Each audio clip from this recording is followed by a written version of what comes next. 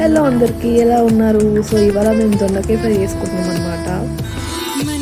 So నేను ఇందాక లేచిన అనమాట. టైమ్స్ 3 అవుతుంది. నాకేమో చాలా ఆకలి వేస్తుంది. ఇంకా నాకు ఏం చేసుకుని అర్థం కాక జస్ట్ సింపుల్గా దొండకాయ ఫ్రై చేసుకుంటున్నాను అనమాట. జస్ట్ ఫస్ట్ టైం ట్రై చేస్తున్నాను, ఇలా ఉప్పు కారం ఆయిల్ వేసుకొని మ్యారినేట్ చేసుకొని, సో తర్వాత జస్ట్ ఆయిల్లో ఫ్రై చేసుకోవాలంటే. సో మీరు కూడా ఇలా ట్రై చేయండి నెక్స్ట్ టైం. సింపుల్గా ఈజీగా బాగుంటుంది.